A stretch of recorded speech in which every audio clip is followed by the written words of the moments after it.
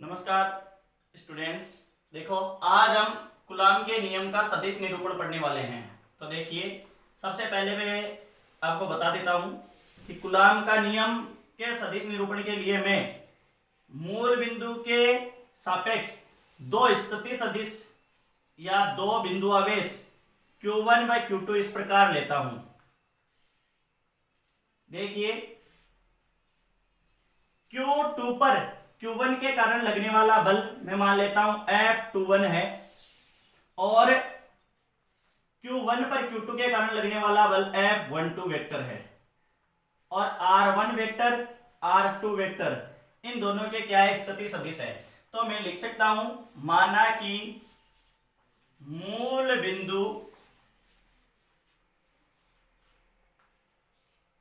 से R1 व R2 दूरी पर Q1 व Q2 आवेश इस प्रकार स्थित है कि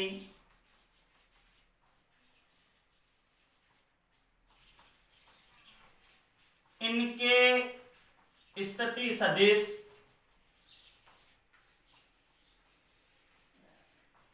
R1 वेक्टर व R2 वेक्टर है। लिखेंगे, अब क्या लिखेंगे आप, R लिखेंगे Q1 के सापेक्ष Q2 का स्थिति सदिश।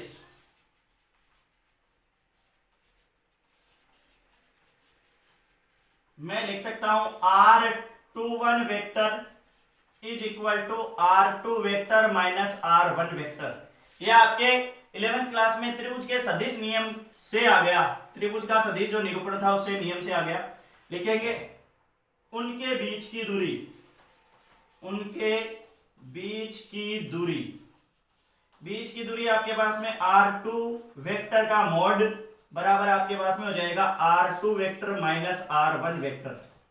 अब लिखेंगे, देखो सबसे पहले F21 यानी कि कूलाम के नियमानुसार,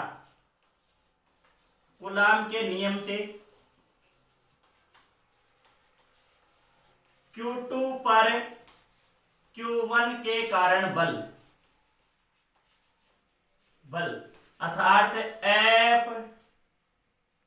F21 वेक्टर बराबर आ जाएगा K Q1 Q2 अपॉन, आप लिख सकते हैं R2 माइनस R1 वेक्टर का होल मोड का स्क्वायर, और आप लिख सकते हैं R21 के।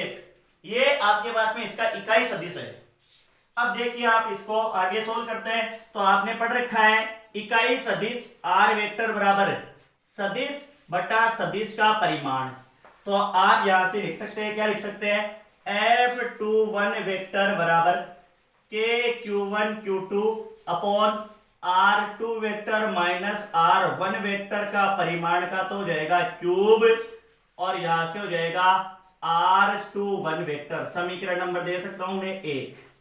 इसी प्रकार अब क्या हो जाएगा, देखिए Q1 पर Q2 के कारण बल, तो लिखेंगे Q1 पर Q2 के कारण लगने वाला बल।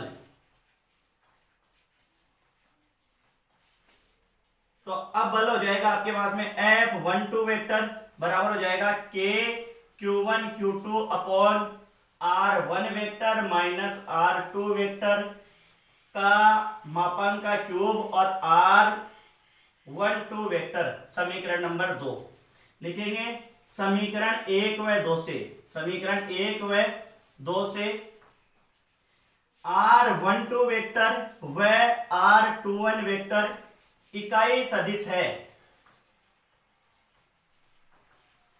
अतः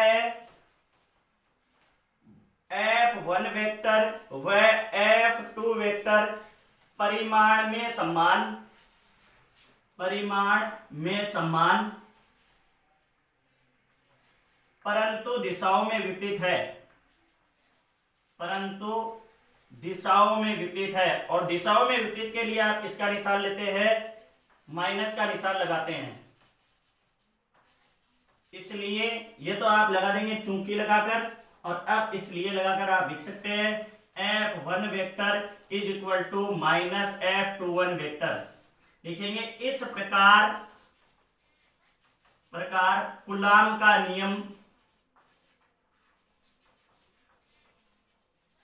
न्यूटन की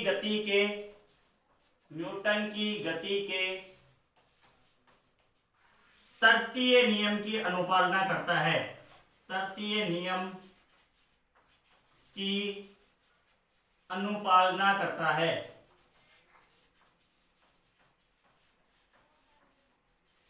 अब देखिए, यह इन दोनों के मध्य जो कार्यकारी रेखा है, अनुदिश रेखा है, उन दोनों रेखा के अनुदिश कार्य करता है, तो इसे आप केंद्रीय बल भी कह सकते हैं। तो देखो एग्जाम में क्वेश्चन कैसे पूछा जाता है। एग्जाम में क्वेश्चन कई बार तो सीधा सीधा पूछा जाता है, कूलाम का नियम बताइए या कूलाम नियम का कथन कीजिए और कूलाम नियम का सदिश निरूपण कीजिए। या कई बार क्वेश्चन पूछा जाता है, सिद्ध कीजिए कि कूलाम का नियम है वो न्यूटन की गति के तृतीय नियम की अनुपालना करता है।